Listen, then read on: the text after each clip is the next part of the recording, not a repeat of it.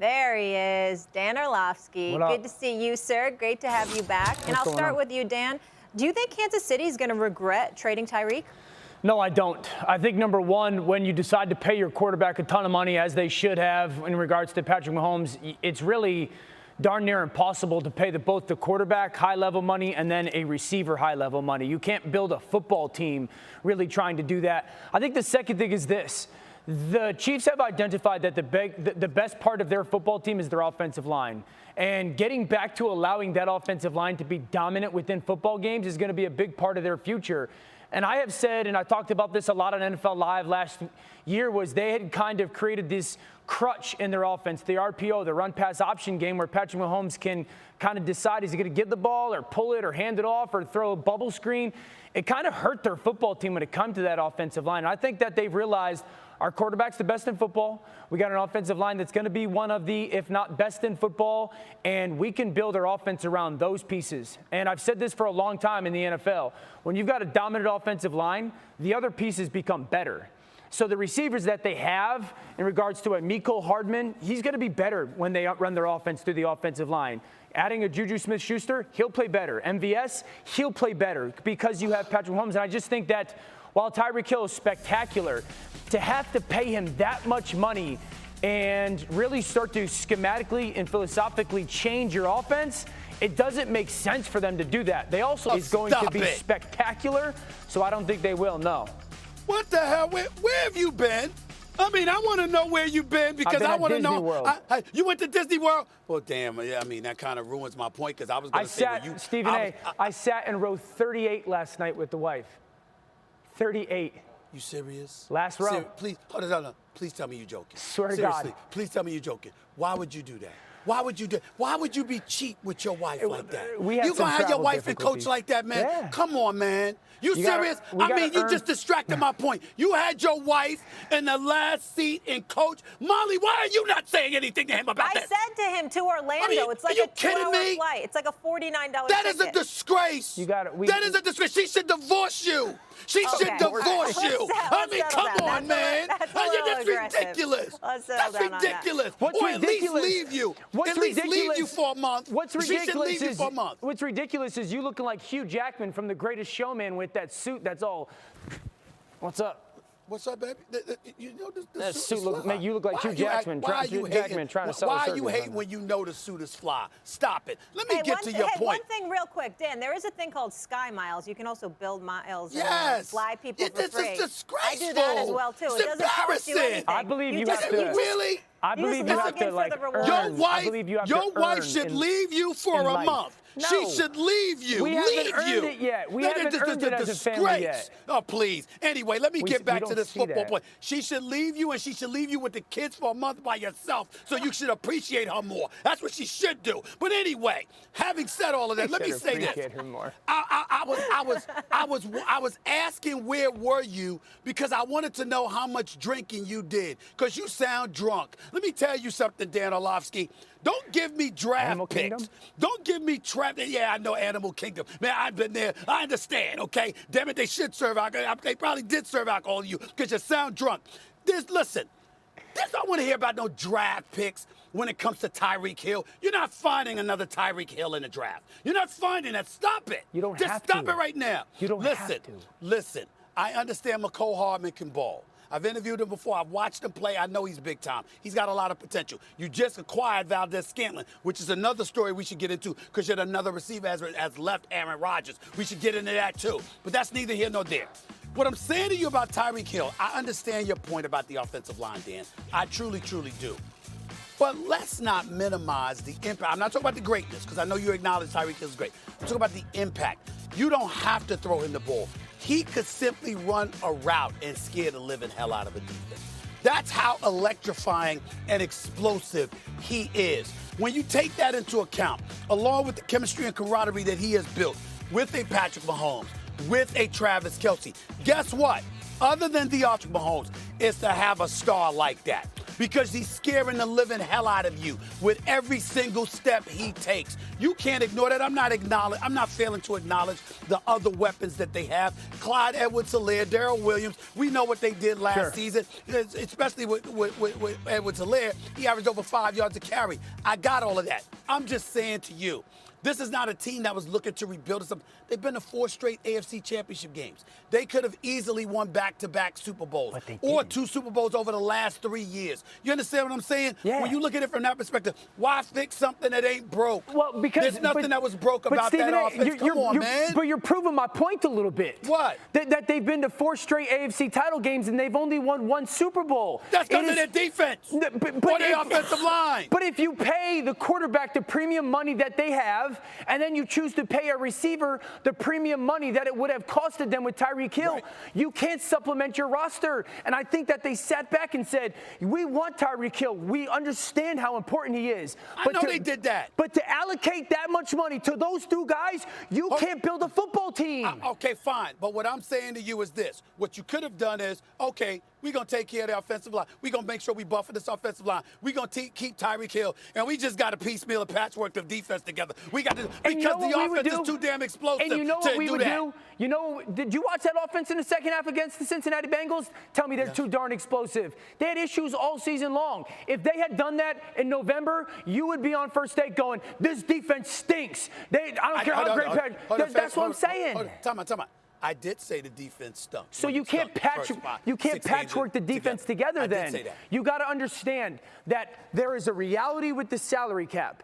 And when the receiver demands that much money, it's not like you want him to go. You have to go, okay, if we let him go, what are the options to replace him? The reality that they have 4 picks in the top 62 of this draft matters.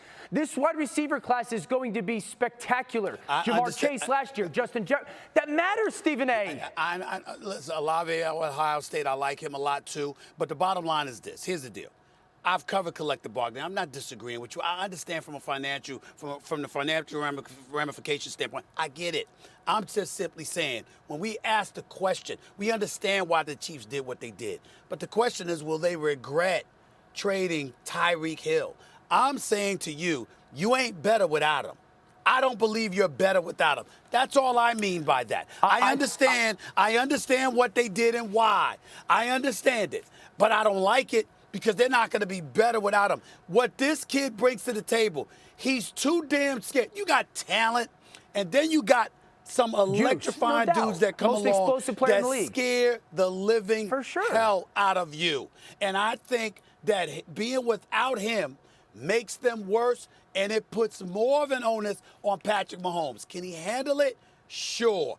But I think he's going to take some lumps and some bruises along the way, because life without Tyreek Hill ain't going to be easier for that offense. I don't give a damn who else they got. Hardman, Valdez-Scantling, even with Kelsey. Tyreek Hill is a major loss. They draft a Burks kid out of Arkansas, and then they get an impactful player on defense in their front 7. They're a better football team because of it. Okay. Yeah. All I know is this. The AFC West is absolutely loaded. Dan Orlovsky with a quick hit and run. Thanks for stopping by. Tyreek Hill, the cheetah, is loose. Touchdown, Kansas City. I'm trying not to be conceited, baby. Help is on the way. Have you seen me lately? They need help. Swag is why they hate me. That's all y'all know. Can't do what you're doing. He can't guard me. Cause we're unstoppable, baby. Unstoppable, yeah. There he is. Tyreek Hill introduced yesterday as the newest member of the Miami Dolphins. The trade that shocked the NFL, just one of many huge movements in a wild NFL offseason. Now 2 of the league's top receivers have new homes, with the Hill trade and Davante Adams being dealt to the Raiders. Damian Woody joining us now. Where is he? There he is. Finally got the big fella. Good to see you. Woody, these moves are big changes for 2 of the NFL's consistently good teams, but which do you think is more likely to disappoint in 2022, the Chiefs or the Packers? Yeah, Molly, I'm going to go with the Green Bay Packers. And, you know, Stephen A., the last time we saw the Packers in the NFC divisional game with the great Aaron Rodgers, like you always talk about, this was a team that scored a total of 10 points. 10 points on offense against the San Francisco 49ers in that game, okay? And I want to remind you of what the Green Bay Packers are losing, even after only scoring 10 points in that divisional game. You let Davante Adams walk out the door. This was a guy over the past 2 years where the Green Bay Packers have had their most success, has had a season with 123 catches and another season with 115 catches for a total of 29 touchdowns. That is what has walked out of the building in Green Bay and into the desert in Las Vegas with the Raiders. The next receiver for the Green Bay Packers was Alan Lazard, and he barely had 500 yards receiving, Stephen A. So listen, I get it. They got the great Aaron Rodgers. They got A.J. Dillon. They got Aaron Jones.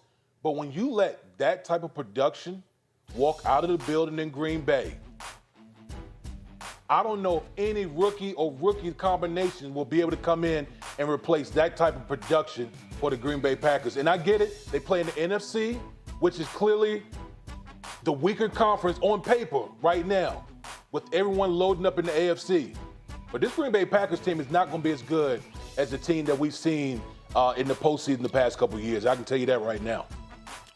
Well, first things first, there's a couple of things. When you talk about what you want to remind me of, the first thing you should want to remind me of is what it's like to see you in a tie, okay, and a blazer instead of you sitting in your house looking like a notorious Liberace. That's what you need to be doing, okay? That's what you need to be doing, reminding me of what you look like in a tie and a blazer. That's number one, okay? There you go. That's right. Look at you with gloves on and all. That's ridiculous. Right. That's number one. Number two, I get where you're coming from because Davante Adams is gone and now Valdez Scantling is gone, and I get all that. But I think that, honestly, Biggie, I got to tell you, I think people are sleeping on the impact that Tyreek Hill, his absence is going to have on this offense. I think what he brings to their vertical, and it ain't just their vertical game, because you got to remember, it's not just the breakaway speed he had. He was so cat quick. He was a nightmare even when he was running routes in between the seams, in between the numbers, okay? This dude is a nightmare everywhere he is on the field. You got to keep your head on a swivel. That's how phenomenal he was. And when you look at the fact that he's not going to be there any longer, yeah, they might make up for it because they might run the football more. They might not. They might get away from doing what they were doing, as Dan Orlovsky pointed out earlier. But I'm just of the mindset. He's so phenomenal in so many ways.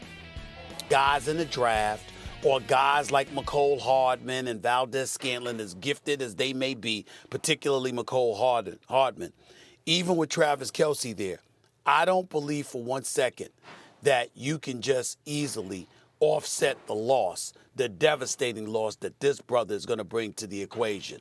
I just don't see it that way. When you got Jones and Dillon out of the backfield in Green Bay, with Aaron Rodgers being, very judicious in how he throws the football. Yes, he can make any throw, and he can be electrifying himself, but it's not like he was throwing the ball all over the place. He was throwing it to Davante Adams, so he can get it to others, even though that's going to be a loss too.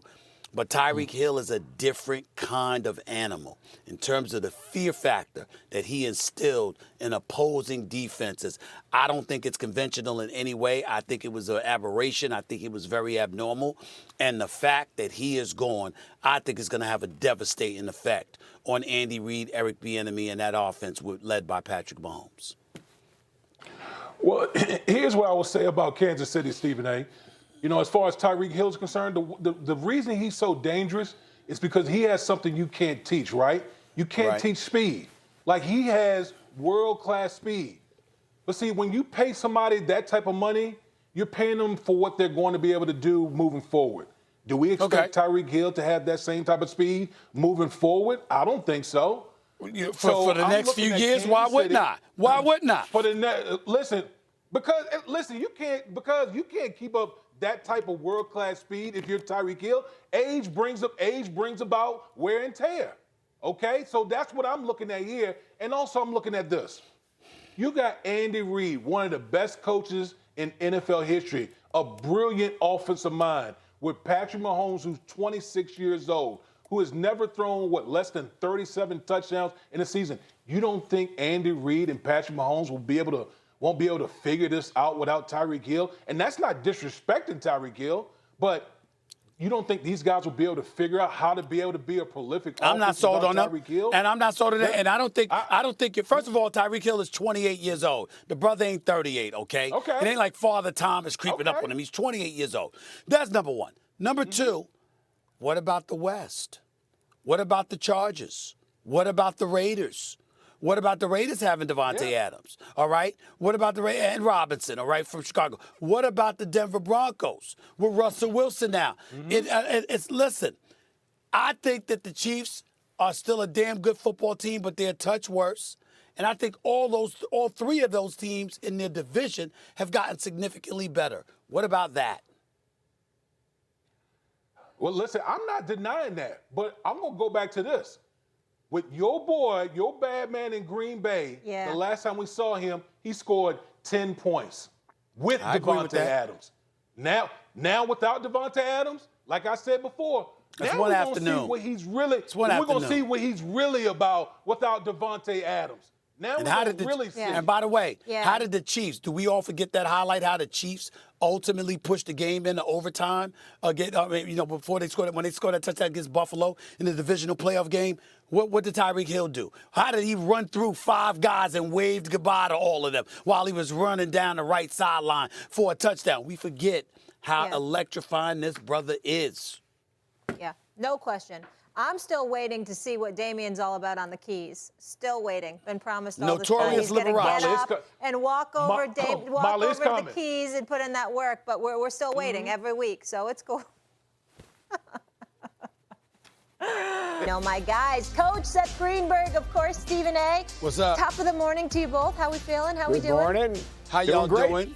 Coach, it's good to see you. Molly, looking beautiful as ever. Thank you. Did y'all notice how fly I looked this morning? I'm just asking. I mean, let's get the important stuff out of the way first. Did you notice? Stephen A., I would say somebody went shopping, but I have a feeling that wasn't off the rack. I have a feeling that was custom. Am I correct? You can't hide money, Molly. You cannot hide money. I tell you, it's unbelievable. You cannot. New level, new devil. That's what we got right there. Gentlemen, speaking of the Devils, shall we talk about Duke dominating late to outlast Texas Tech in a thriller, 78-73, 11 ties, 13 lead changes later, and the Blue Devils are headed to the Elite Eight. Coach K, talk to me. You all were there. What a game. What a tremendous game. And they're so good and strong. They've grown up so much in the last 12 days. It's such a joy. Coach, what do you think? Do you like Duke's chances to win the title in Coach K's final run? I do right now because of the way they're playing. I do right now because Jeremy Roach has emerged as a leader. I do right now because at the end of the game, in the last 5 minutes of games, they are closing out games on both sides of the ball. Offensively, they've been efficient. They're playing through Roach. They're playing through Banchero. And then defensively, their ability to go open the game man-to-man yesterday, go to zone to take away that dribble penetration of Texas Tech, and then they went for the knockout punch going back to the man-to-man. It's almost like you bring in a relief pitcher that throws some junk, but at the end, you bring in that guy that throws that fastball. That fastball was that man-to-man defense. So, to me, they look like they have the identity and the DNA of a team that can win a national championship.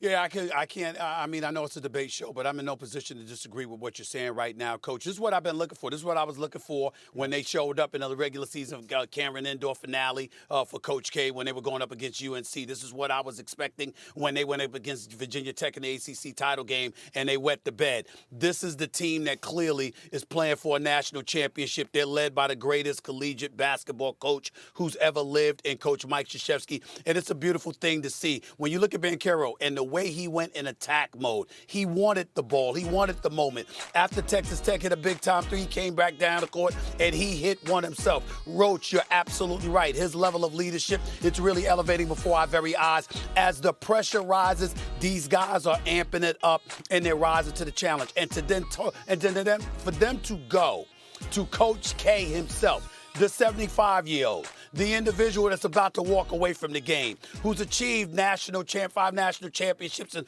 all these Final Four appearances, all these NCAA tournaments, his 100th NCAA tournament win. They went to him and convinced the coach, go back to man, and he listened to them.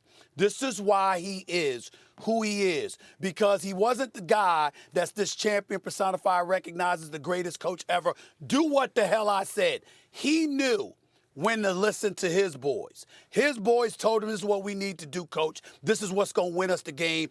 And he bet on them. 75 years old, and to have the mindset that I'm going to defer to these kids because they know more than me right now. It's their moment.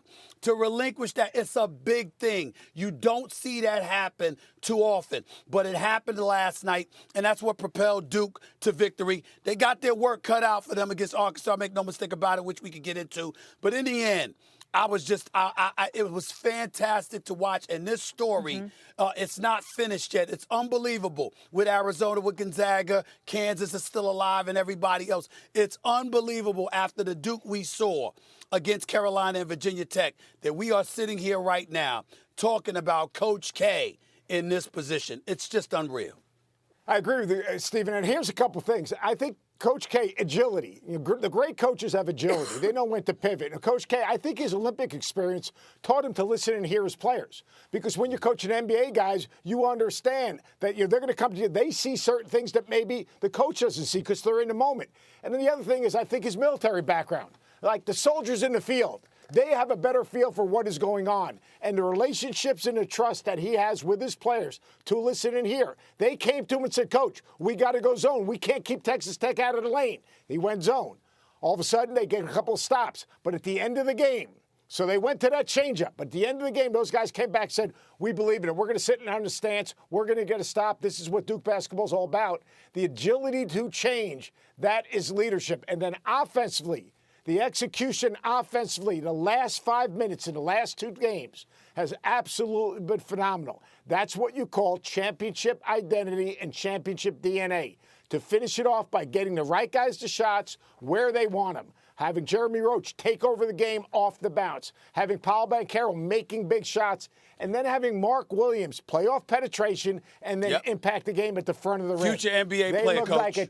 No doubt about it. They look like a championship Williams is special. Team. Williams is special, athletic, and a shot blocker. Patrols the paint, Molly, like a big man is supposed to. That kid is special. J.J. Redick told us that the other day. I watched this kid more last night. Very impressive. Very impressive. And we're also seeing a very young team. We're witnessing their maturation as well. Guys, that was Coach K's 100th career tournament win. Kudos to him. Absolutely unbelievable. But it wasn't all smiles. Lots of brackets busted yesterday. Coach, what do you think's the more surprising exit? Is it Arizona or Gonzaga? I think it's Gonzaga, and Gonzaga, because if you look at this Gonzaga team right now, I mean, basically, Arkansas used the same blueprint that Baylor used a year ago.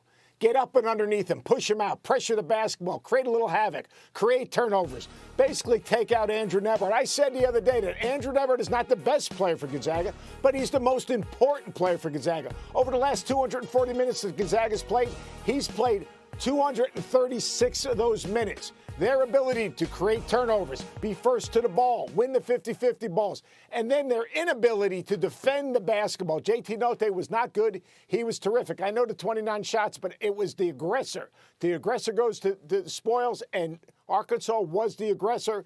Gonzaga was on their heels the whole game, and it looked to me just like that Baylor game a year ago. They got dominated at the guard spot. They got taken out at the guard spot. Arkansas won that basketball game by being the aggressor. You're absolutely correct. And this is one thing, Coach, and I could be wrong. Let me open up by saying I recognize I could be wrong, and I apologize to Gonzaga for what I'm about to say if I am wrong, because it's not like I get to watch them all the time. You know what I mean? So let me throw that caveat out there. I think the level of competition that you go up against as a conference matters, okay? We know Gonzaga is a big-time program. Mark Few is one of the best coaches in the nation. I'm throwing no shade on them whatsoever. But somehow, some way, on numerous occasions, they've come up short more often than not based on the expectations that their record would bring to the table. We've talked a lot about this kid, Chet Holmgren. I'm going to tell you, I don't blame him. I'm sorry that his father doesn't get to videotape the NCAA games, and I understand that. That was not a good thing. That's probably what jinxed him as well. But here's the thing. You know, when you watch him, Coach, I can't blame him if he goes pro because he'll be a top 3, top 4 pick, and we all know that. But this guy is so frail thin. He's so frail thin that I'd love to see him back in college another year. This kid, listen, the offense goes through Drew Timme. He's the star of this team. Chet Holmgren wasn't the number one option. Timme is, okay? We understand. He had a good game last night. He had 25 points. But in the end, what it comes down to is that when Gonzaga lost, you found yourself saying, I'm not surprised. This is what happens. They have an exceptional regular season, obviously, tournament as well. And then after that, they get to the NCAA tournament with their record. Everybody's got them as a high seed. And then suddenly something goes awry. That's usually, now I understand they went to the national championship game. I get all of that before. But I'm just saying, you found yourself looking at them and you said if a Rough Rider comes up and goes against them, doesn't back down, takes it to them, it'll be a great game. They won't fold or anything like that. But somehow, some way, you just found yourself saying Gonzaga's not going to pull it out. You walked into the tournament believing that, and they lived up to a lot of people's expectations. Not everybody's expectations. I kind of don't agree with that, though, Stephen. I don't agree with that because they have more NCAA tournament wins in the last 10 years than anyone else in the country. I understand. I'm talking national champion, Coach. You know that. Yeah, I'm just talking national championship. I understand. To be a Blues of blood, obviously, you got to win a national championship, and they haven't done that. But they've won outside of conference. They play that tough non-conference schedule preseason.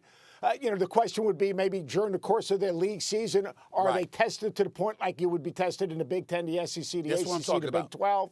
Maybe not. Chet Holmgren, like you say, I've been saying this forever. Drew Timme is their best player at Gonzaga. Yes, Andrew Nebhard is their most important player. And obviously, Chet Holmgren is the player who has the greatest potential. Physically, he's not ready to play. His skill set is at a different level. He can protect the rim because of his length and his quickness and his athleticism. But in terms of the fight, he wasn't ready for the fight that Arkansas gave him. I mean, he wasn't ready physically for the fight. Emotionally, mentally, he wanted to be competitive. But in terms of the fight, Arkansas took the game to Gonzaga, plain and simple. The game plan was real simple. Get up and under, pressure the ball, disrupt the rhythm of Gonzaga, take them out of transition, get to the offensive glass, be the aggressor, make them react to us, whether it's driving downhill, whether it's getting to the offensive glass, whether it's defensively.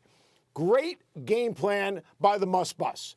What Eric Musselman's been able to do is put these guys in position. They were bigger, stronger, more physical, tougher. And they said, Drew Timme, you're going to get your 25. Yeah. But Andrew Nebhard, we're taking you out. And they did. Last point about this. Glad you brought up Eric Musselman. People forget this was an NBA coach. Yep. This guy knows basketball. He knows what he's doing. Eric Musselman's been around a long time. Yeah. And he knows a lot about the game. Yeah. And he would, listen, the guy, no one ever watched his teams and said, this guy can't coach. We've always known he coaches. It's just that the NBA personalities, sometimes you might not vibe with that. But in terms of knowing the game and knowing how to coach the game, Eric Musselman's been around for a long time. And we all know that man knows the game of basketball and he can coach it. And he did last night. And shout to his wife, a friend of mine, Danielle Sargent. That's She'll be on the sidelines as well. Danielle Sargent, she's great. Yeah, no question. So Arkansas Duke, that's Saturday. That'll be a lot of fun. Coach, we'll check back with you next week. Enjoy all the games. Get your steps in. I know I will. And you got it, Molly. I got to grind away. We'll talk to you soon. We both do. Okay, we'll keep it rolling. All right, Coach. To the NBA now, the top team in the West is still the hottest as Phoenix has won 7 in a row on the way to securing the best overall record in the NBA. CP3 has to be feeling good after returning from injury last night. I think our team understands that the regular season is the regular season. You know what I mean? It's different from the playoffs, but it's special, man. It's 17 years for me, only the second time I ever been on a team that won 60 games. And, you know, we talk about celebrating everything, so it's a huge thing for the guys, for all of us. Great to see Chris Paul back. Take a look at how the West currently stands. Phoenix locked up the #1 spot. Memphis is next in the standings, looking to take advantage of the Warriors' struggles. Kendrick Perkins gracing your screen on this Friday. Big Perk, always good to see you, sir. And I'm going to start with you, Perk. You too, Molly. Whoa. Look at that. Look at that tie. Look at that tie and them glasses. What the hell's going on? Okay. All right. I see. I see you, Uncle Perk. I'm trying to step it up. Hey, Molly, before we get into the topic, Can I give my brother Stephen A. some flowers? Sure. Listen, I listened to the pivot, and I listened to him make his appearance and that on Ryan Clark podcast, and I must say, Stephen A., man, I was so proud of you, man, for the simple fact that you showed a different side of you that Molly and I may know about off camera, but the world now knows. Because you will be surprised how when I'm in the public, everybody asks, hey, man, what type of person is Stephen A. outside of the camera or off television? And I'm glad you actually opened up and showed that side of you, man. It was a great thing, man. I just wanted to tell you I was proud of you, and it was a beautiful thing to see, brother. Thank you, my brother. Appreciate you. Love you. You know that. Yeah, Perk, I'm glad you brought that up because that was mentioned to me this morning, too, how they saw another side of Stephen A. He was tremendous in the interview, and how Ryan Clark is doing a tremendous job with this podcast, and they're seeing another side of Ryan as well and his range as an interviewer. So I cannot wait to check that out. Ryan Clark is a special talent, and he's doing a hell of a job. Him and the crew, they got something really, really good going for themselves. They should be very, very proud. For sure. We're lucky to have you Fred both. and Shannon, yeah. Big Perk, let's get back to the topic here, though. Tell me this. Should the Suns be the favorites to win the West? You know what, Molly? No. I got to go with Memphis. Look, I'm staying on the dark side. Stephen A., I know you saw me over there, courtside with my feet on the wood sitting Taking next up to two Mr. seats. Mr. Taking up two Morant, seats. Taking up 2 or 3. But Uncle Perk was in the building. But here's why. No disrespect to the Phoenix Suns. I believe that they're going to be in the Western Conference, but I just look at this Memphis Grizzlies team, and I just tell people they're a bunch of young guys with old souls. I want you to think about this for a second. The other night, they beat the Brooklyn Nets, and Kyrie Irving had 43 points. Kevin Durant had 35, 11, and 8. The Brooklyn Nets scored 120 points and lost. The Memphis Grizzlies won without Ja Morant, and it goes to testament of how good of a player Desmond Baines is. The way that Steven Adams and Jaren Jackson Jr. is anchoring that defense in the middle. The bench, the Clark kid coming out, he's so versatile, he can switch 1 through 5. He finished in the paint really, really well. Tyus Jones, one of the most underrated point guards in the league, and when I look at them, they're well coached, they're disciplined, and the most important thing about them, they don't give a damn. They don't care who is in front of them. They're going at you. And when I look at what they're establishing, the youth, the athleticism, I'm rolling with the Memphis Grizzlies for as the team to beat in the Western Conference. I get where you're coming from, and I'm not going to completely summarily dismiss what you're saying. I think everybody should be nervous about the Memphis Grizzlies. We came there. The whole NBA crew was in the house in Memphis, Tennessee. We ain't got no damn reason to come to Memphis, Tennessee other than the Memphis Grizzlies, regardless of how they try to hoodwink us by putting up all these damn posters of Elvis or billboards, Elvis everywhere. Elvis is dead, okay? It's important that people there understand that, okay? He's dead, God rest his soul. 1977, August of 1977. That's when he passed away. He's gone, guys. He's gone. Put them billboards up at Ja Morant. That's what you should be doing, okay? Now, having said all of that, youth is still an issue. Now, it doesn't play a role right now, Uncle Perk, because what happens is that they don't give a damn. But come postseason time, in a best-of-7 series, when teams have an opportunity to prepare for you, when the pressure rises, palms get sweaty, backsides get tight. It changes a little bit, okay? I ain't worried about Ja Morant in that regard. I'm really not worried about any of them, but you never know.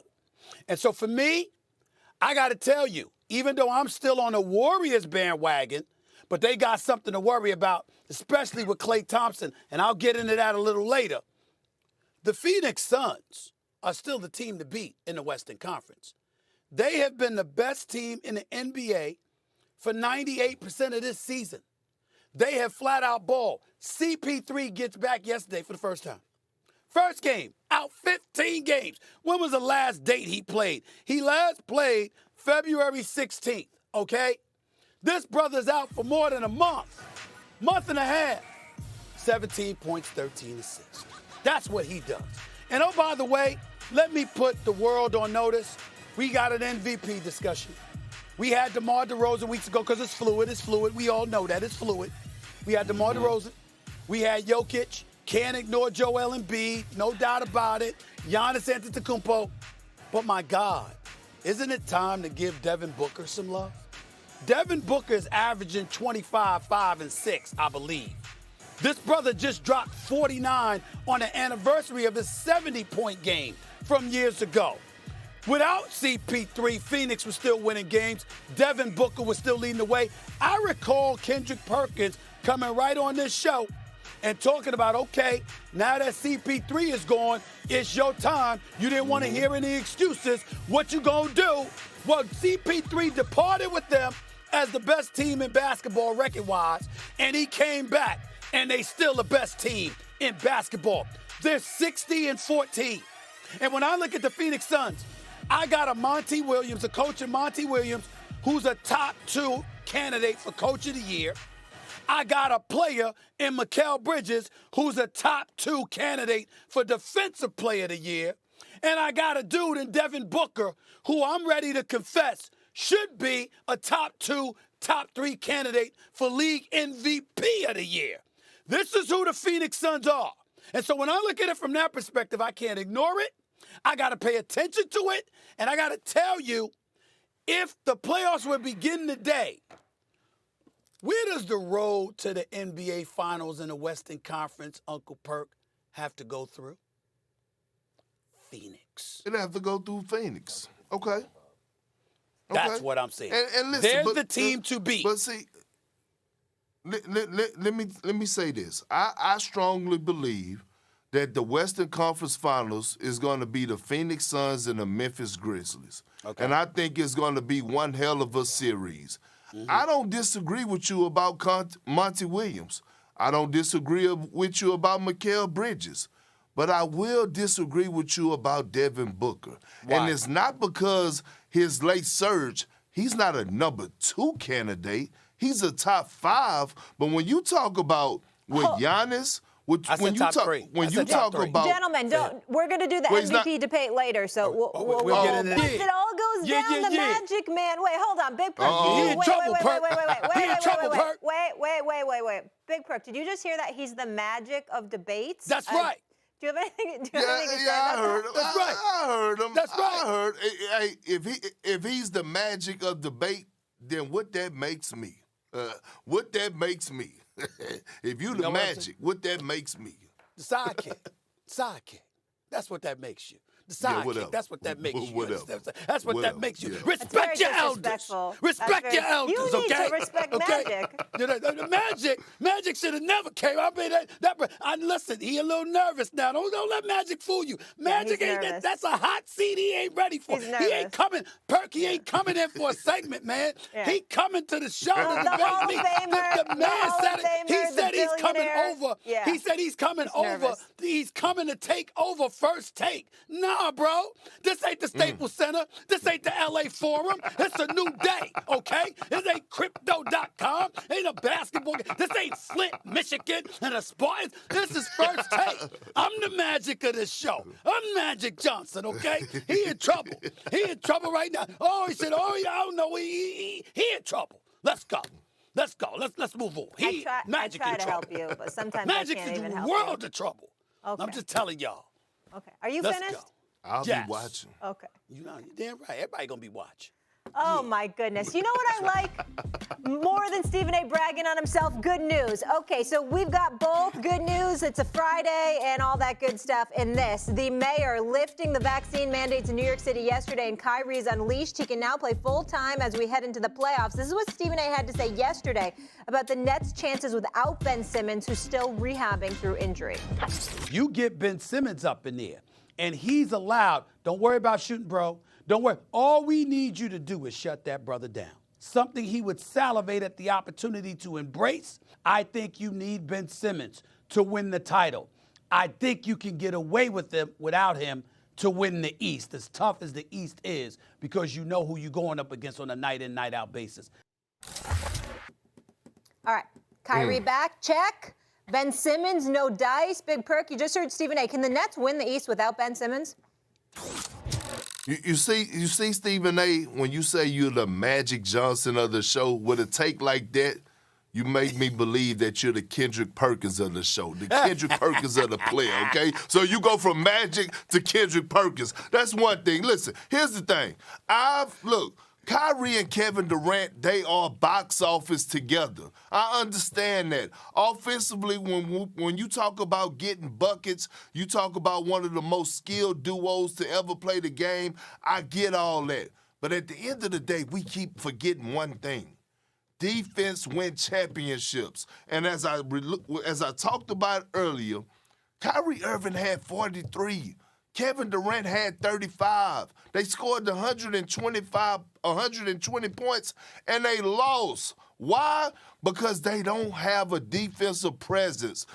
Andre Drummond, he can't guard a pick and roll to save his life. I don't know what's going on with Speedy Claxton kid. But listen, here's the thing. My biggest concern about the Nets is when that ball is not falling in the basket, you're going to have to get stops. You're going to have in-game adjustments. And me personally, I don't trust Steve Nash. He has given me no reason to trust him. KD and Kyrie has bailed them out every single time with historical performances. Until I can see Steve Nash make in-game adjustments, which he's going to have to do, especially in the Eastern Conference this year, going against guys like Eric Spoelstra, Doc Rivers, guys to that nature, I can't see the Nets winning the East, especially without Ben Simmons. I can. I'm not guaranteeing it. We got to see it, but I can. Let me tell you something, man. Defense wins championships, but offense wins games. And when you've got a prolific offense, which they have when Kyrie and KD are on the floor together, it takes a Memphis to take them out, okay? I'm talking about the Eastern Conference. I ain't talking the title now. I'm talking about the Eastern Conference. When I look at the Eastern Conference, I'm going to go on the record and say something. Yes, I'm Knicks first, New York always. The exceptions to the rule are when I take my social life into consideration, and then suddenly I root for Miami and LA. I'm not apologizing for it. It's just my life. It's just what I root for, ladies and gentlemen. It's my dream scenario. And one of the most bitter memories I've ever had in my life was when the bubble was taking place, and the finals consisted of Miami and LA. I waited my entire career, Kendrick Perkins, to be able to cover an NBA Finals with Miami and LA in June, and it happens when no fans are allowed and everybody's stuck in the bubble, and I can't believe it, okay? Having said all of that, let me be very, very clear about where I'm going with this. There's only one team in the Eastern Conference right now that wants any part of Brooklyn with KD and Kyrie on the floor, and that would happen to be the Boston Celtics. Nobody else really wants them. They'll show up. They'll take it. Milwaukee could beat Brooklyn. Miami could beat Brooklyn. But if you think for 1 second that them brothers ain't a little bit nervous about the thought of going up against KD and Kyrie, you got another thing coming. Because these brothers together are explosive. And I'm telling you right now, Seth Curry has elevated his level of play to a point where we all need to be taking notice about what this young brother is capable of. Drummond has mass and girth, and he helps buffer the offensive line. Claxton and Jones are role players nonetheless, along with Blake Griffin, who forgot how to dunk when he was in Detroit and then learned again once he got back to Brooklyn. But that's neither here nor there. The point is that when you look at the supplementary parts, the personnel surrounding a healthy Kyrie and KD, you cannot summarily dismiss that. These brothers are both champions for a reason. They know what it takes. When you look at all the other teams, definitively speaking, who is your closer when it really, really counts? With Philadelphia, you hope it's going to be Harden. It has to be Embiid. With Milwaukee, yeah, Giannis, but the perimeter shot is suspect, along with the free throw shooting, even though he's made more free throws. He's made his free throws in the past, and he's overcome some of those doldrums. Miami is no joke. They seem perfectly suited to knock off Brooklyn. I get that. But we see from time to time how they ebb and flow like a roller coaster. We know what they're capable of. I'm not questioning it. What I'm questioning is the level of consistency, which which obviously Eric Spoelstra was questioning as well based on what we saw the other night, okay? So to me, I look at Brooklyn, and Boston would be the team that I would tell you is in a position to say, bring all that smoke. We ready for it? But I'm telling you, Brooklyn right now, even without KD, can challenge and possibly could win the Eastern Conference because their offense is that prolific. The games will be close, and it'll come down to moments. And when moments arrive, I'd bet my money on Kyrie or KD. Well, Stephen, let me ask you something. Would you bet your money on Steve Nash? Would No. you bet your money on Steve Nash? No. Okay, so that's my point. When we talk about, when we get down to the nitty-gritty, when we get down to the scout report, when we get down to those in-game adjustments, making adjustments at halftime, making adjustments on the fly, defensive schemes, offensive schemes, because it's going to become a point of time where rotations matter. It's going to come a point of time where teams are going to start doubling Kyrie and KD as soon as they touch the ball. Yep. Do you have faith? Do you have faith in Bruce Brown? Can I answer that? Do you have faith in guys? Yeah, go ahead. First of all, I do have some faith in Bruce Brown. I do have some faith in Seth Curry. I do have some faith in some of those guys. That's number one. But number two, I want to throw this because I want to ask you this question before we get out of this segment. Steve Nash, is he a better coach now than he was last season? I haven't seen. I mean, he haven't showed me nothing to I make think me he's a little believe bit better. that he is. I think a little experience. I think he's a little better than last season. What I would say to you is this, KP. If Kevin Durant is wearing a size 12 instead of a size 13, Brooklyn's in the conference finals and probably is going to the finals. Last year, Steve Nash's rookie campaign, I'm saying all of that to say, even though the questions about Steve Nash are legitimate, my position is that in the end, it's not going to get in the way of them being in nail biters. And when they're in nail biters, KD and Kyrie, that is the moment where coaching ain't that important and it comes down to them. And I believe in those brothers. That's what I'm saying. Well, see, Stephen A., look, let me explain something to you, right? When I look at Steve Nash and I look at the Brooklyn Nets, I'm looking at the games that they won when they do have Kyrie and KD. Think about the performances that those brothers have to put on just for them to win regular season games. And it's going to come upon a time in a 7-game series where they're not going to be on. Like, as special as both of those guys are, they're going to have those games where the ball is not falling in the basket. And I want to know, can they hang their hats on the defensive end? Can Steve Nash come up with defensive schemes? And I really don't believe that. That's why I can't give them credit. And you know how stacked the Eastern Conference is right now. The Milwaukee Bucks, the Celtics, the 76ers, although James Harden is looking, not really good right now. But, man, you got to have those in-game adjustments. And I'm telling you now, I don't trust Steve Nash. I don't. Fine. And I'm telling you, I don't see any scenario where both Kyrie and KD are off. Maybe one of them, not both. I don't see that. Okay, we're out of time, guys. We got to keep it rolling. Plenty more NBA to get into. Book it. Put on your glasses. No, I can tell. His face is slimmer. These are mommy's glasses. These are mommy's glasses, y'all. They look good with your suit. You were talking about the fact that the Warriors were going to win the championship. Phoenix Suns' window is closed. You get caught up in the moment. This is the reality. You get caught up in the moment. Things are going to change. Things are going to change, and things can change very quickly. Who is going to have a better career? Who's going to be more transcendent in the NBA? It's not even a contest. Morant is going to be much better than Allen Iverson. Not even a contest. You came on this show to dispute that blasphemy? Have you? What? Blasphemy? What? He's a Hall Let of me tell you Famer, something, Doug. I'm going to call security to have you removed from this studio. I can't believe what you just said. You're acting like you're going to disrespect Allen Iverson. The answer, the dude. What? I can think I'm going to look as good as Louis Riddick if I go bald.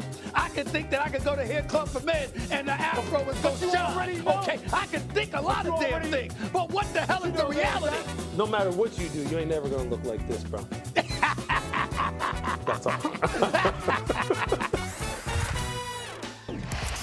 Oh, y'all are hilarious. The MVP race heating up, and everyone has their favorite candidate, including James Harden, telling ESPN he deserves it. I've only been here for a few weeks, but I already see his mindset. He wants to win. Some guys just want numbers, but he has both. But on the West Coast, Devin Booker also making a strong case. Best record in the West. Dropped a cool 49 last night in a win against Denver.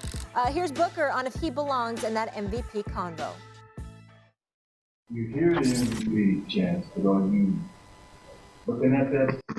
Hey, you could be in that conversation. Yeah. One of the best performances I've seen him have since I've been here, because of the variables and the obstacles that we had. To have 49 and 10 on a back-to-back it just kind of not backs up what I said in pregame, but the fact that he's not in the MVP conversation is just somewhat silly. There's starting to be more buzz around Booker's name with the Suns still rolling late in the season. He now has the 6th best odds for league MVP, that according to Caesars, while Joel Embiid and Jokic are still strong favorites. Stephen A., where do you think Booker belongs in the MVP convo? Easily top 3. Listen, I was just on the Denver radio station with our former colleague here at ESPN, Mark Schlereth, who does radio in Denver, and his morning show does a great job with his crew. And I was talking about Jokic, because Jokic is unbelievable. The man can't jump onto a curb from the street. Can't jump onto a curb, and nobody can stop him. Just a big tub of lard, just leaning on people and doing everything, and you can't stop him. He's amazing. He's just amazing. And I think that when you look at Denver, if Jamal Murray and Michael Porter Jr. ultimately in the years to come, I think in the next year or two, Big Perk, we'll be talking about Memphis and Denver, in terms of supremacy in the Western Conference, unless Phoenix sticks around for a long time to come. We just can't ignore what we're seeing from Jokic and the crew. Joel Embiid is phenomenal. He's right up there for the MVP race, and unlike Jokic, he has more of a profound impact on the defensive side of the ball, which Doc Rivers and others would be quick to talk about, and we can't deny all of this stuff. We know what Ja Morant is capable of. He averaging 27 a night, even though he's going to be out the next 2 weeks and all of this other stuff. We know what Giannis does. We get all of that. Ladies and gentlemen, the Phoenix Suns are 60-14. 6-0. Okay? They've won. When you talk about him, they're 15 games better than the Philadelphia 76ers. 15 games. When you look at what's transpiring in Phoenix, I'm going to remind everybody what I said earlier. They got a top 2 Coach of the Year candidate in Monty Williams. They got a top 2 Defensive Player of the Year candidate in Mikal Bridges. And I think that the time to ignore Devin Booker has to come to an end. He's got a mid-range game. He's got a long-range game. He's athletic. He can finish at the basket. He can finish in the open court. The brother was always scoring points throughout his career. But now with CP3 and those boys there, he's an even better player. They're a big-time defensive team in the NBA. What doesn't he do? Chris Paul is out for 15 games. He departed as them being the best team in the West and in the NBA. He comes back 15 games later. They're still the best team in the West and the NBA. The brother is special. We watched him last year during the NBA Finals. It was a little up and down a couple of games. Other games, he exploded. The dude he's got star written all over him. And what we could say about the other people, my point is, we can't deny saying about him. And when you take that into consideration, along with him carrying the offensive load, him being the primary option, along with the fact that they're the best team in the NBA, record-wise by a distance, how are we going to sit here with a straight face, prioritizing winning, prioritizing availability, prioritizing leadership, prioritizing accountability, prioritizing all of those things that matter to us all? How are we going to ignore Devin Booker when all he does in a very low, monotone voice and approach to the game is simply go out there and do his thing on a night in, night out basis. I just don't know how we can ignore this kid any longer. I really can't. Well, we can't ignore him, and I feel like we're not ignoring him. And I said this when we had a conversation a few weeks ago when CP3 went out, and I said we all acknowledge that Devin Booker is a young superstar. Now it's time for him to show us that he could win without CP3. He did that, and I believe he has. I believe that he has entered the conversation of MVP. Do I put him above Jokic? No. Do I put him above Embiid? No. Do I put him above Giannis?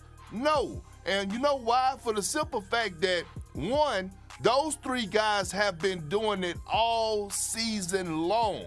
It's times where you can have a debate between Devin Booker and CP3 whether who should be the MVP of that team. It's time I done seen CP3 close when he was healthy. The Phoenix Suns, when Devin Booker was out, they didn't skip a beat. They have the better basketball team. And so when I look at the MVP, if you take Jokic off the Nuggets would be in the lottery. If you took Embiid off of Philly would be in the lottery. If you took Giannis off of Milwaukee would actually be in the play-in tournament. If you took Devin Booker off the Phoenix Suns, they would still be a top 5 team in the Western Conference this year. That's how I look at an MVP candidate. And I'm not knocking at what D-Book has done. I'm not knocking at Stephen A., but I'm not putting him top 3. He's in the conversation for his top 5. He may have knocked down DeMar DeRozan or Ja Morant or Luka, surpassed them. But those other 3 guys, they've been holding it down for the entire season. Time out. Forget what I said about Dan Orlovsky. Uncle Perk at the barbecue. What the hell have you been drinking? The Phoenix Suns, without Devin Booker, top 5 in the Western Conference, over Golden State, Memphis, Denver, Dallas, Utah, without Devin Booker, they're better than those teams. What you been drinking? Hell no, that ain't true. That is not true. Without Devin Booker, they are not a top 5 team in the Western Conference. That is patently false. That's number 1. Number 2, when you talk about what these teams would be without Giannis, Embiid, okay, Jokic, okay?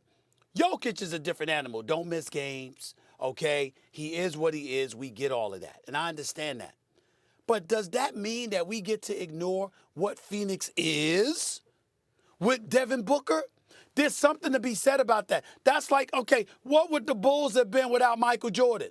What would the Lakers have been without Kobe when Kobe won MVP? What would Oklahoma City have been without Russell Westbrook once Kevin Durant left? Okay? The point that I'm trying to make to you is that you don't have to take away from anybody else.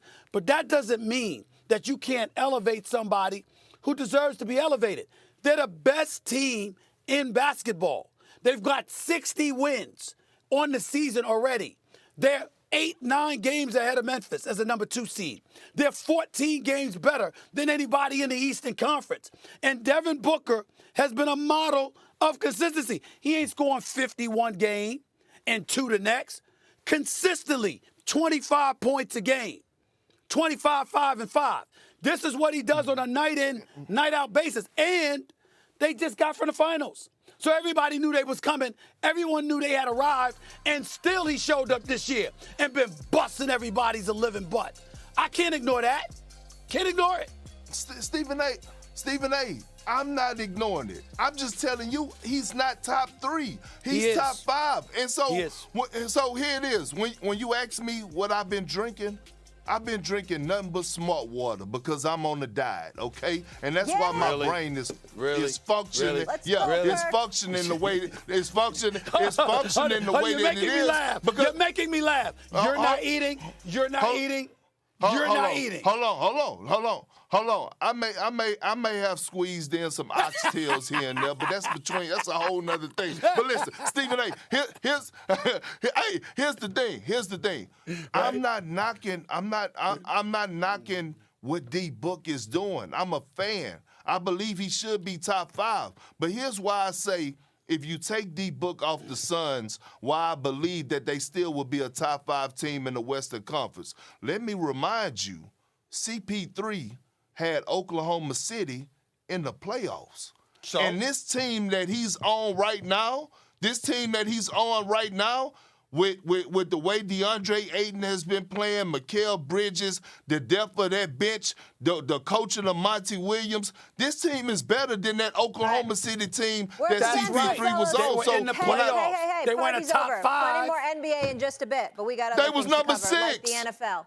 We'll see you in a little, Perk. That ain't Take a top breath, 5. everybody. When we come back here. The Miami Heat are good enough to go to the finals and bad enough to get their asses bounced in the first round. You don't know what you're going to get from them. Think about it. If the 7th and 8th seed truly ends up being Brooklyn or Toronto, Miami will face one of them. And both of those teams could beat Miami if they show up and Miami does not. All right, let's take a look at the East standings as they are right now. We got the Nets at 8, Toronto at 7 by 3 games. Miami has the 1 seed by a game ahead of the defending champion Bucks, with the Sixers and the Celtics right on their heels. Big Perk back with us. Perk, what do you think? Should the Heat fear the Nets in a potential matchup of a 1 versus 8? Well, I think anybody should fear the Nets, or be, have some concerns, but do I think the Nets could beat the Heat in the one? No. Listen, let me tell you something about the Miami Heat, okay?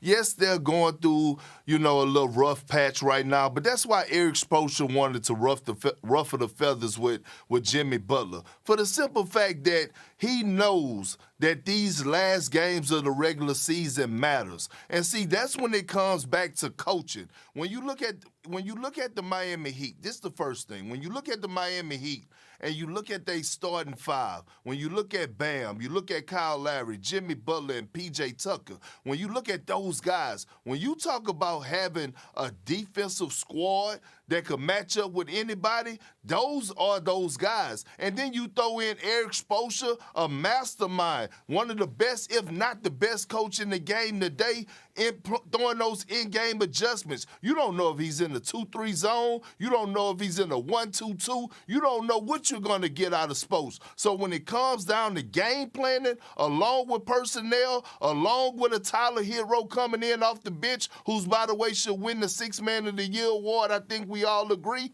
When it comes down to that, in the leadership in that locker room, see, Udonis Haslem and Jimmy Butler, okay, like they done dabbed it up. Udonis Haslem is the leader. He keeps everything in check. But when it comes down to the Miami Heat, them goons from Dade County, I think the Brooklyn Nets need to be the ones that's going to fear the Miami Heat more than the Heat should be fearing the Brooklyn Nets. The only reason I disagree with you about that last part, KP, is because the Miami Heat, at least as presently constructed, are the number 1 seed in the Eastern Conference. And when you go through what you go through for an entire season, and then you end up losing in the first round, that's a bad look. And so I think it's one thing if you are middle of the road, if you're a 4th or 5th seed and something like that happened, but when you're the number 1 seed in a conference, you don't want to be going home in the first round. There are expectations that come with that. And I think that Miami would be under some pressure to absolutely positively live up to it. Miami has beaten the Brooklyn Nets all 3 games they've played this season. Not one time have they faced both Kyrie and KD together. That has not happened. That changes this weekend, so we shall see. But it hasn't happened yet. And so as a result of that, I look at that tremendously so. And I'm telling you this, when you look at Brooklyn and what they bring to the table offensively, the reason why they put so much pressure on you is that on an off night, they're going to put up buckets. The point is, are you going to always put up buckets? We've seen Miami, and we know that Miami is capable of exploding against anybody. They can easily represent the Eastern Conference in the NBA Finals. I totally understand their potential. And quietly speaking, it would not bother me at all if that ended up happening. I just think that's important to point out there. Having said all of that, though, in the end, what it comes down to is this: what is going to be required of you in order to get there. And when I look at the Miami Heat, I'm not saying that Miami can't beat Brooklyn. I'm not saying Miami can't beat anybody. I'm saying against Brooklyn, you got to have all your ducks in a row. You can't have off nights. You can't be ill-prepared. And even though that leadership does matter with Kyle Lowry, P.J. Tucker, and all of that, I totally get that, totally understand it. The flip side to it is that when you've got veterans, it's not about KD's talent and Kyrie's talent, and it stops there. It's that they know when to do what they need to do. It's that win that counts. It's moments that matter. And sometimes when it gets tight, I've seen Miami, despite Hero's excellence and him being your sixth man of the year, because I completely disagree with you about that. Totally agree with you about that. Jimmy Butler's supposed to be the offensive option, number one option. Bam Adebayo, we know how athletically gifted he is and what he can bring to the table. But there are times when you look at the Miami Heat and you say, who's going to close for us? Who do we give the ball to and we say, take us there, damn it. Get it done. There's a lot of nights where it doesn't seem to be that way for them. And against Brooklyn, particularly KD and Kyrie, that needs to be. I'm not saying you're wrong, KP. I know you could be right. I don't blame you for that. I'm simply saying, for me, I'm looking at how explosive Brooklyn is and what kind of pinch they're going to put you in. And I'm not sure that Miami doesn't have something to be worried about. I don't think anybody should want to face Brooklyn in the first round but Boston. Well, look, I'm going to say this to you. Listen, when I watched Kyrie and KD, Stephen A. again, I told you, I wouldn't be surprised if they make it to the Eastern Conference Finals. I'm not dismissing that. But what I have concerns with, and I'm gonna give you this point right here. What I have concerns with is Steve Nash against Eric Spoelstra. That's a matchup in itself. And so when things escalated the other night on the Miami Heat bench, you know why it escalated? Because Jimmy Butler didn't contest the shot the right way. Right. See, when you have a coach that's willing to take it to that level because of a little thing like that, that matters. That matters. I just watched the Brooklyn Nets give up 140 points to the Memphis Grizzlies without Ja Morant, and I didn't see Steve Nash scream one bit about defense. See, that matters to me. And those are the little things that don't show up in the stat sheet. You know why Eric Spoelstra went crazy? Because Jimmy Butler didn't contest the shot? Because in the locker room, they say, go contest the shot to make them miss and not hope that they miss. Behind them in the Eastern Conference. So Brooklyn, in all likelihood, is going to end up as an 8th or a 7th seed. Because I'm looking at them right here, and they're 3 games back of the 6th seed. The likelihood is that they're going to end up as an 8th or 7th seed, which means that the 1 or the 2 seed is going to end up going against them. It could be Miami, or it could be Milwaukee, or it could be Philly, or it could be Boston. Shove Boston aside, because with their defense collectively, they'll go against anybody. Philly with Harden, you want to meet Kyrie in the first round? After all that happened this year? I'm not sure about that. Milwaukee. I'm with you. Milwaukee, you're the reigning, defending NBA champions. Do you want that matchup against KD in Brooklyn again in the first round, this time with a healthy Kyrie? I don't know about that. And then, of course, there's Miami. So it can get very interesting. I'm just saying. It can. It can. But see, Stephen A., I'm like this when it comes down to the Eastern Conference. It's almost like boxing. Styles make fights, right? So when I look at the Philadelphia 76ers and I look at the Brooklyn Nets, I'm giving the edge to the Brooklyn Nets. But when I look at them going against a team like the Milwaukee Bucks, I give the Milwaukee Bucks the edge over the Brooklyn Nets because I feel like in some type of form or fashion, the way that Drew Holiday plays defense on the perimeter, he could neutralize Kyrie Irving. We saw what he did to Devin Booker and CP3 last year in the finals. When you talk about one of the best guard defenders in the NBA, that's Drew Holiday. So I think it all comes down to the style and the matchup when you talk about the Brooklyn Nets and who they want to face. I bet you they want to face the Philadelphia 76ers and not the Miami Heat or the Milwaukee Bucks. Well, that's for different reasons other than basketball. Perk. Berg, you have a wonderful. You are something else. He is. He is something. That's why Brooklyn won. That's why Brooklyn won Philly. Something That ain't special. about basketball. Hey, All right. hey, we gotta go. Big Perk, you have a fabulous weekend. I will talk to you on Monday, sir. Have a Looking good one. forward to it as Have a good always. one, big boy. WrestleMania 38, the Super Bowl of wrestling. It's just over a week away, and one of the superstars that helped make this WWE event so spectacular is Paul Levesque, better known as Triple H. Hard to believe with all his accolades. He's an even better human being than a wrestler. Same for his incredible wife, Stephanie McMahon. Stephen A. went one-on-one with the legend in a powerful interview, all access. Here's just a portion of their conversation. This week on Stephen A's World. I had a viral pneumonia. My lungs were inflamed, and as the next couple of days went on, when I got home, it got increasingly worse, and my wife saw some blood and stuff that I was coughing up, and went and got checked, and it was coming from the viral pneumonia, but I had fluid in my lungs. I had some fluid around my heart, so they followed up on it, did an EKG and echo and everything, and basically, the way your heart pumps out. 55 to 60% of your ejection fracture is a good number. I was at 30, and I got a quick text message saying, "Don't take time, pack a bag real quick, head to the emergency room. I'll fill you in on the way." So by the time I got to the emergency room, my ejection fracture had gone down to 22, which I was in heart failure. Wow. Bad. By the next morning, as they figured that out. That evening, by the next morning, as they were sending me in to get an MRI done and about to go in for a heart cath, my ejection fracture was down to 12.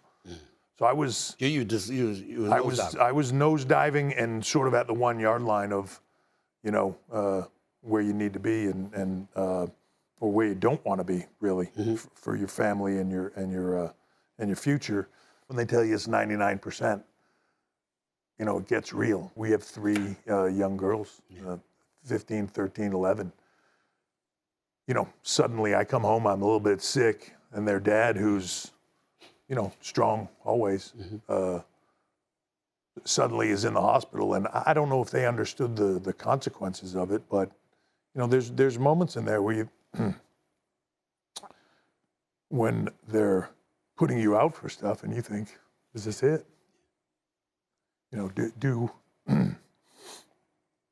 Do you wake up for this? That's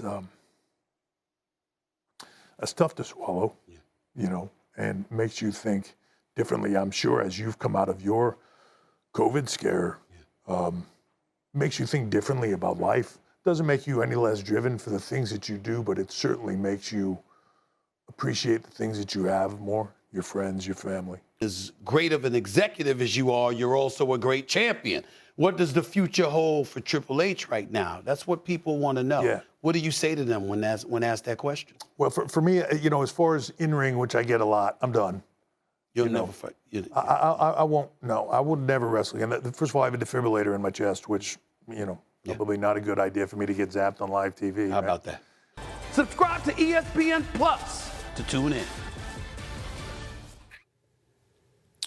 Wow.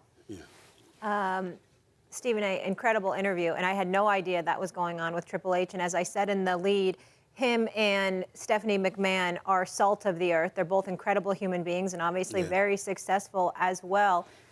Tell me a little bit more about your sit down with him and what more we can expect. He hasn't been doing any interviews, and he hasn't been talking a lot. And any time that they asked Stephanie McMahon, how is he doing? She said he's okay. He was feeling better, but they didn't go into any details.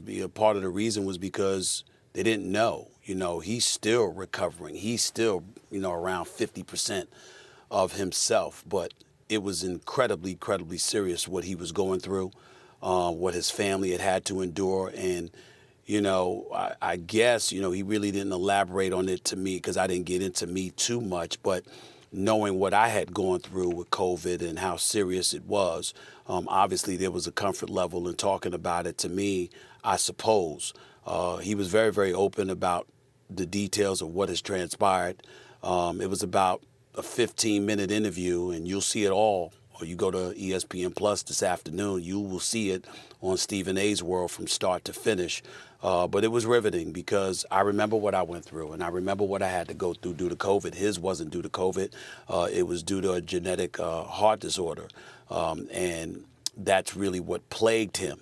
But he got to a point where he thought it was over, and he thought and it was pretty close until they discovered whatever it was that they needed to discover, and ultimately went about the business of healing him. And it changed and altered him in a way that obviously is for the better, elevated his level of appreciation for life.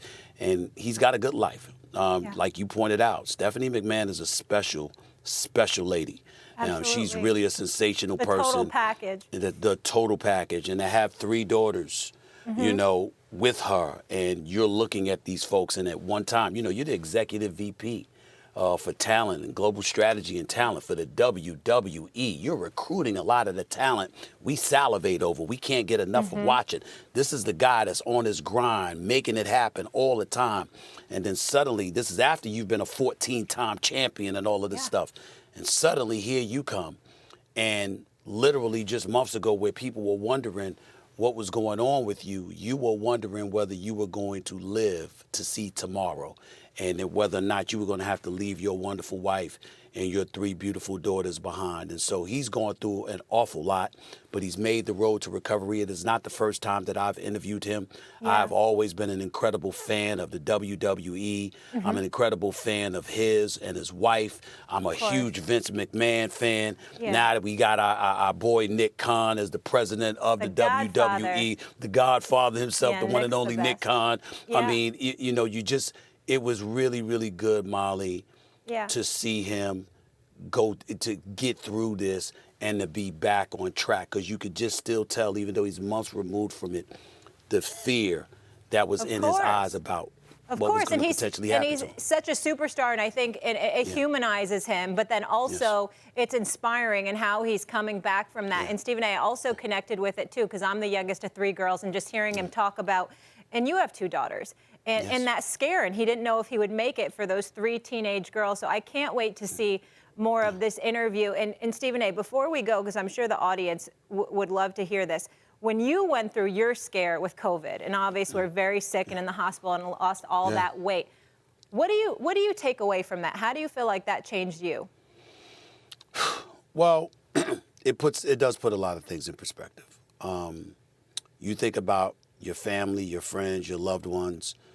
You think about the things that you complain about from time to time in life, acting as if things are so difficult and so hard, and then you recognize it's really not that difficult at all. You think about how blessed you truly, truly are to be in the position, say myself or somebody like him is in. The true loves of my life are my daughters. I'm absolutely in love with them, and to imagine that I could be gone and away from them, not to see them grow up and be the wonderful ladies I fully expect them to be, that was devastating in and of itself. But I've got 4 older sisters who are absolute treasures to me, and being gone from them, I got 15 nieces and nephews, 8 of which I'm daddy to them because their fathers are no longer here. And so to just think about the family and the loved ones and the wonderful friends in the inner circle that I have, and to go from being on First Take every day, loving you to death, loving the producers, Antoine, James, Ryan, Sam Tanucci, all the folks that I work with at ESPN, all the colleagues and contributors that contribute to the show, and all of these folks are friends of mine. And to be fine one day, sick the next, and then a week later, 2 weeks later, they're telling you this might be it. And you never saw something like that coming. It devastates you, and it puts your life in it provides a level of focus that almost nothing else can bring to it.